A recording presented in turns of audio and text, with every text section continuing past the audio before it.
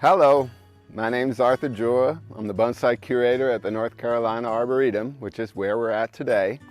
And I like to share with you a process that we employ here and have on many occasions.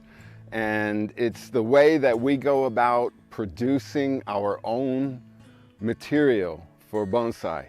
And you'll hear sometimes in talk among bonsai people a kind of derogatory phrase where they refer to beginners growing sticks in pots. And what that means is that the tree doesn't have much substance. It doesn't have a lot going for it. Well, you know, you're starting out. How do you go about getting a tree with a big trunk, something that is good for bonsai use and has some potential? It's not so easy, and it took me a while to learn how to do it as well. I'd like to share that process with you. And it involves taking that stick out of the pot and putting it in the ground, putting it in a grow bed like this one, and letting it grow. And once a year, generally, is all I'll do anything with it.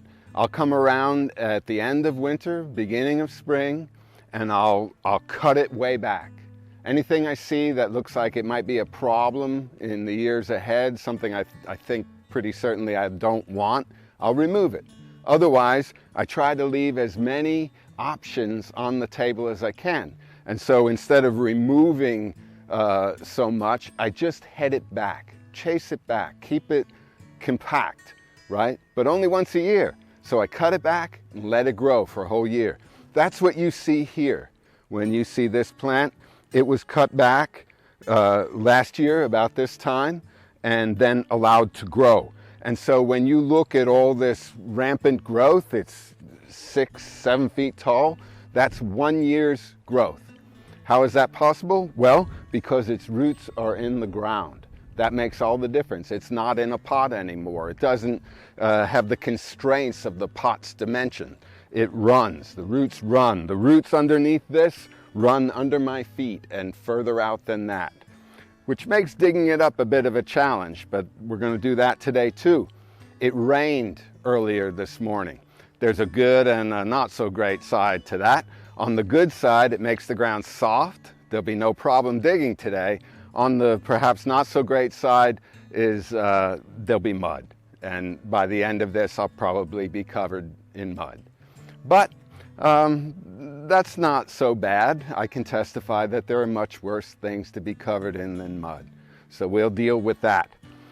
Here's the progression we'll follow. First, I need to chase back some of these things, some of these long shoots, because they make it difficult for me to work around the plant.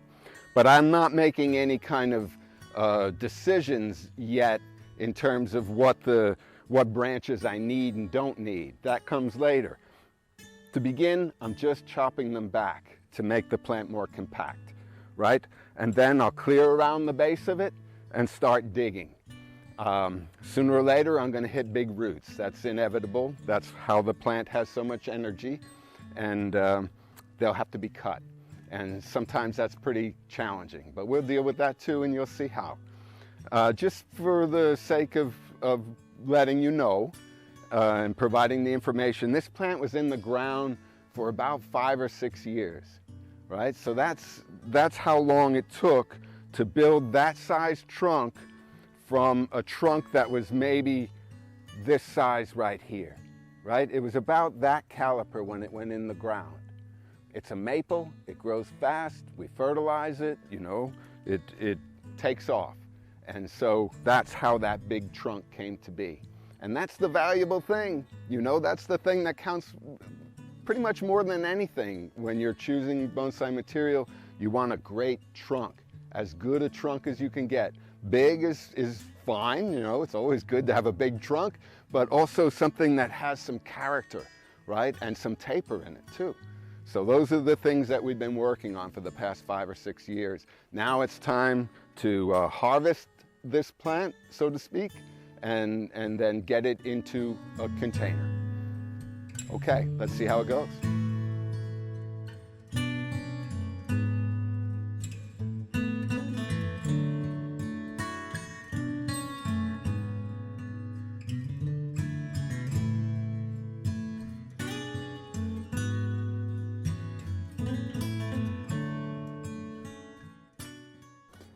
Okay, so the initial digging has been accomplished, but that's the easy part, because now we have to deal with things like this big root right here, right? You can see I skinned it with the shovel.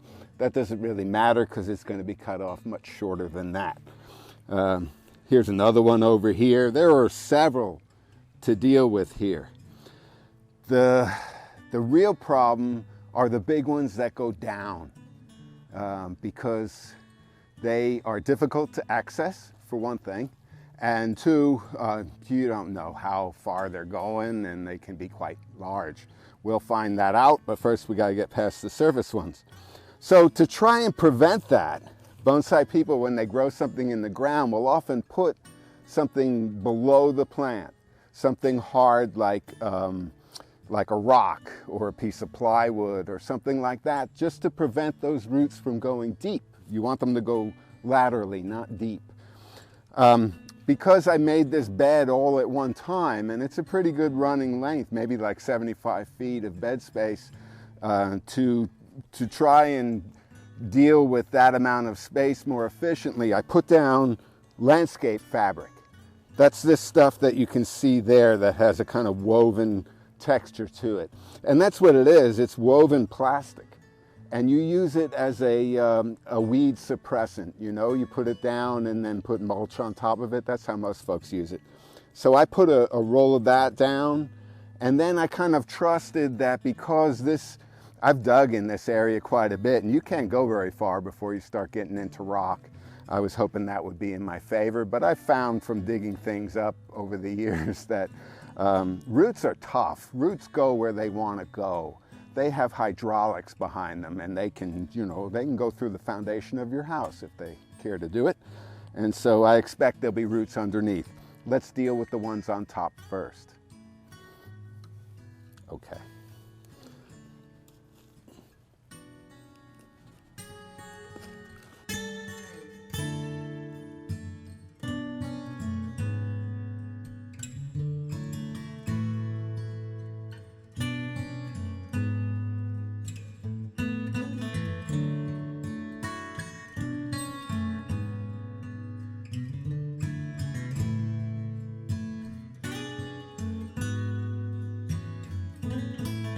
All right, so that actually wasn't that bad.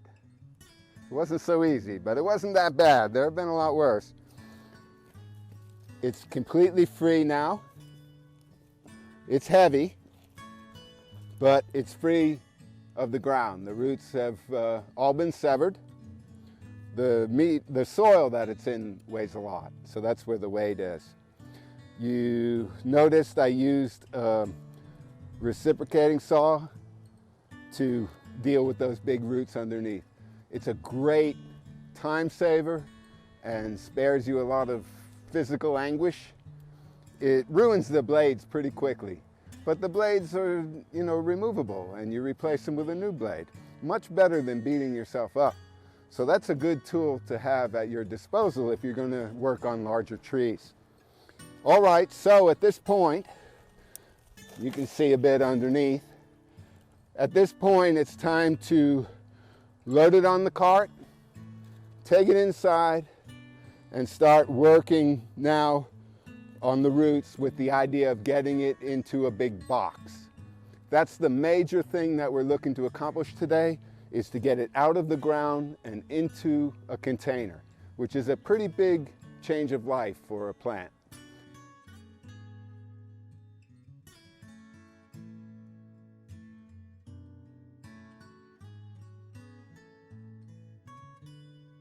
Now we have the tree indoors. Get out of the sun, get out of the wind before we expose roots. Before we do that even, I'm going to work on the top a bit.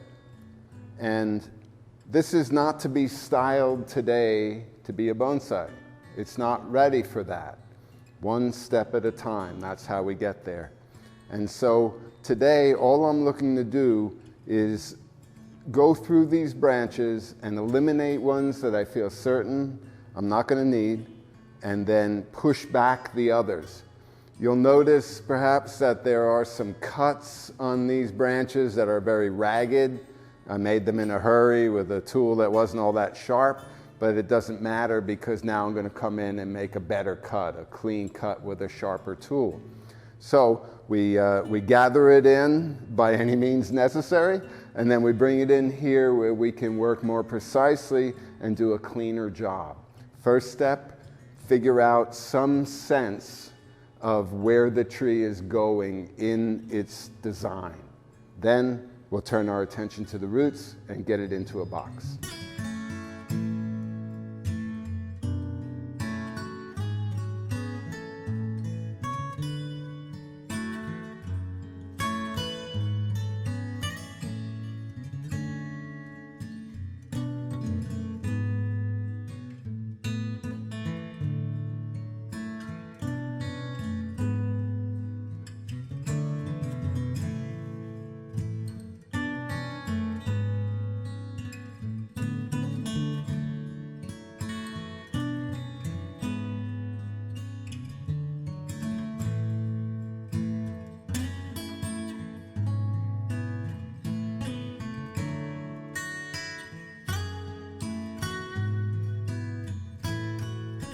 So, pruning is done. As I said, the idea today is not to style this tree. That's not where we're at right now. All I wanted to do was thin out the number of branches that it had, holding on to those that I see as being useful, and maybe a few extra, to not make final decisions at this stage as to what the style of the tree will be. Instead, just roughing it out, in a way of speaking. And that's all that will be done. No wiring today, no carving today. That's all to come later. Today, just that in terms of what's above the soil line. And now our attention shifts to the roots. And this is very important. We left the soil, the field soil, on the roots for the sake of containing moisture, right? So that the fine roots inside are not drying out. But now, most of that, all of it if I can, but most of it certainly, the field soil has to come off because it does not perform correctly in a container. There's a difference between field soil and media. Media is what we grow in when we grow in containers. There are all different formulations for potting media. We have our own, and that's what I like. And now it's time to get rid of this field soil so it doesn't interfere with drainage in the container. So I have to be careful, clean this stuff off, trim roots, make clean cuts to replace these, very violent, ragged cuts that were made with the saw and the other cutting implements out in the field, and get this ready to grow and be healthy in the container.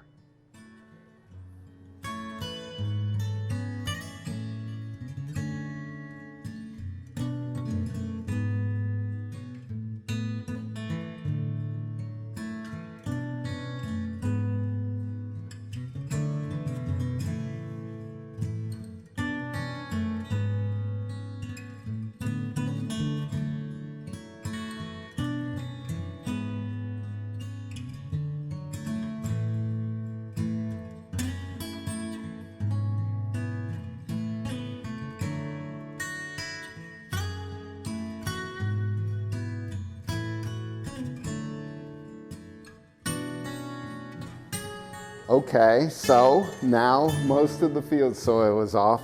I don't feel the need to get any more than that. This is essentially bare rooted.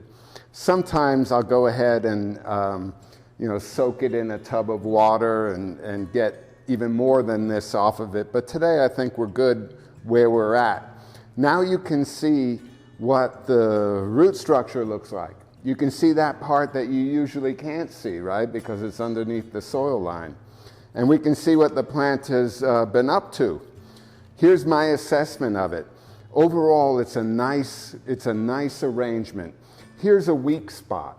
this is a weak spot in the base, right? Because there isn't a root coming out like that, or even two roots, you know, kind of splitting the difference. There's a void there. That's not the worst thing in the world. The rest of the base is really quite good, and so we can work with that. You know, if you're waiting for the perfect tree, good luck. They all have something about them that's a little bit less than ideal, and so this one is going to have that, and we'll minimize it best we can. You'll see that these heavy roots are quite long. And most of the fine fibrous roots, which are really what we want, what we're after, they're located out towards the end of those long roots. We can't keep these, right? Because remember, we're going into a bonsai pot eventually, and the bonsai pot might not be much bigger than what my arms are encircling right now. And so these roots just have to be shortened. Something I've learned over time is that it doesn't get any easier to cut the big roots, right? You might say, all right, I'll just take a little bit off now for the sake of getting it into the pot that I'm going in first, and then I'll take more off later. My advice, don't do that. Bite the bullet now. Do it now. If it goes badly and the tree declines or dies, which would be a sad thing and a big loss, it still would be less sad and less of a loss than if you carried it forward for another 3-4 years of development, and then when you cut the roots further back because you had to get it into a bonsai pot and it died then. That would be worse. So do what needs to be done now. Do the right thing and live with the consequences. That's what we'll be doing. We'll be shortening all of these, even though in some instances, like when I shorten this, the length that it needs to be shortened, it's not going to have any fine roots coming off of it. You have to have a certain amount of faith that the plant wants to live. It's going to do everything it can to push new roots out and sustain itself. And we count on that all the time in bonsai. We count on the fact that the tree wants to live, and it will work with us to get where we want to go. That's the human point of view, right? It's going to work with us to get where we want to go. The plant just wants to live. That's what it comes down to. So I need to cut these pretty severely, and I'm going to lose a lot of these nice fine roots that I really am sorry to lose, but I'm going to go with the faith that more will grow. And then they'll be growing off of a root system that will work better for my purposes.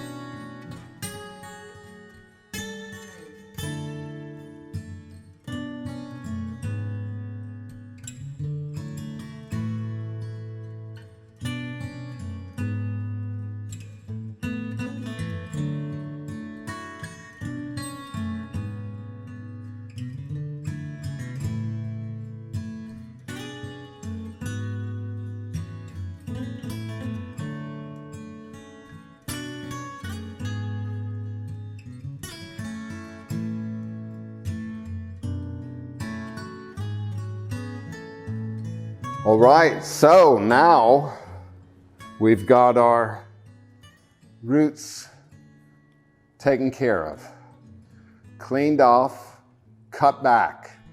As I said, I'm thinking ahead. There's plenty of room in this box, but someday it's going to go into something smaller. And so I hope that I've cut off enough that it'll go into an appropriate sized bonsai pot without me having to cut woody roots again. So these big boxes are very useful for just this purpose when we're transitioning out of the ground into a container. A big shift, and giving the plant more room is beneficial. I tried to hold on to as many of these fine roots as I could.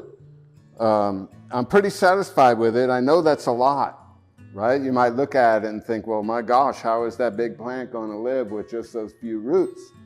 But you know, the only part of the plant that's really big is the trunk. And it's not what these roots are really about. The trunk is just for transportation, you know, communication between the roots and the crown. And if you think of it, we took a lot off the crown too. It's been reduced, this has been reduced. And one thing that's a critical factor, this is a maple, a trident maple. They're very strong growers. If this were some other kind of plant, say a needle evergreen plant, I would treat the roots much differently. But I know from experience that maples will take this kind of treatment and carry on. It won't, you know, it won't stop them. It's possible that you get a little bit of dieback at the base. I hope that won't happen, but there's only one way to find out. So now we're going to put it in this pot, and we'll fill in with media, and then it'll be watering, and then it's done. It'll be enough for this year, not just today, but for this year. So let's get it over with.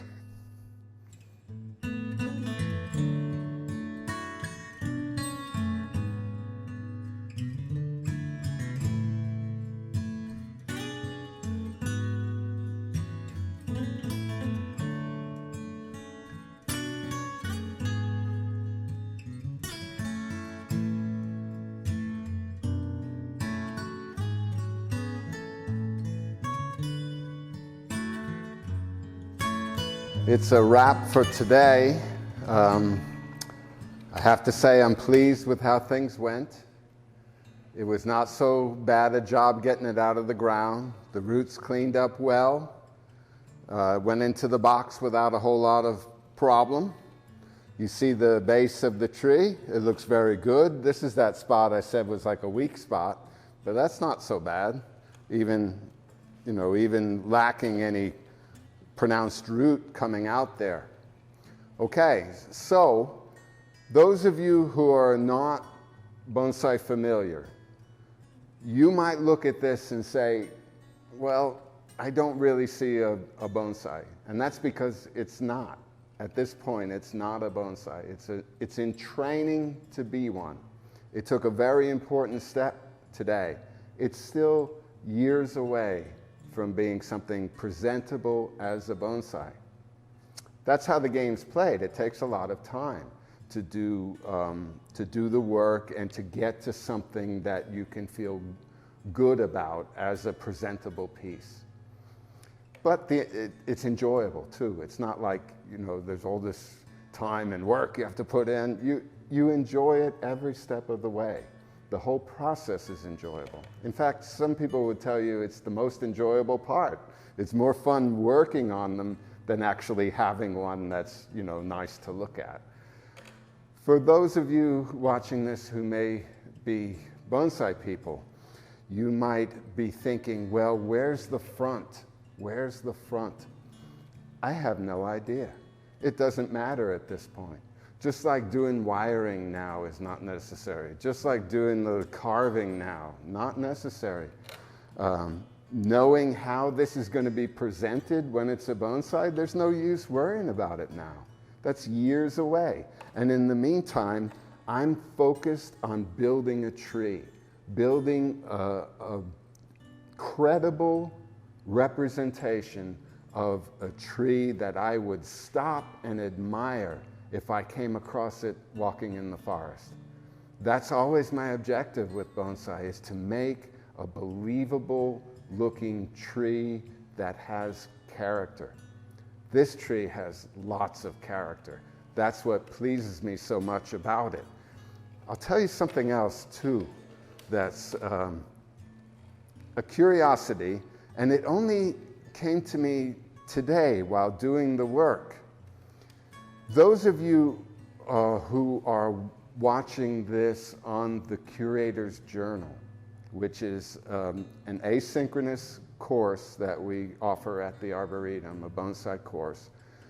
There's a logo that goes with that, an image, and there's a tree as part of that image. It's a very distinctive kind of almost anthropomorphic tree.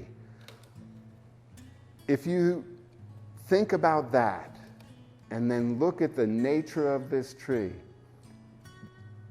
it's remarkably similar. Not the same, it's not identical, you know, because that was never the intention, because I didn't know it actually had the potential to look so similar before today. It was just a happy accident. Those of you who perhaps don't know what tree I'm referring to, if you go to the Arboretum's website, www.ncarboretum.org, you'll see somewhere on the site, if you look for it, you'll find the Curator's Journal logo image. And you look at that tree and then consider this one, and I think you'll see the similarity. That's a fun thing. And as I'm shaping it, that will be in my mind, but I won't be trying too hard to make it look any more like that. It's just a happy accident, and it makes me feel good because that tree was a very example of the kind that makes me stop when I'm walking in the forest and come across such a thing and get the camera out and take a picture or make an image, you know, a painting of it, because it has character, it has individuality. And this tree, to me, is in that vein. Very good, very satisfying to be able to do that. It makes me feel even better about this tree than I did before. I hope you have enjoyed this video, and I hope maybe it's helped you understand a little bit better what goes into making bonsai. And for those of you who do bonsai, I hope it gives you some ideas of ways that you can go about making a large tree for yourself without having to spend your whole life doing it. Okay, thank you very much for joining us. We'll see you next time. How did the art of bonsai come to be so central to the identity of an arboretum in southern Appalachia? At the North Carolina Arboretum, we consciously root a foreign art in our own place, updating its ancient image to the present day. Subscribe to the Curator's Journal, a year-long online course offering the ultimate insider's view of bonsai at the North Carolina Arboretum by Curator Joura.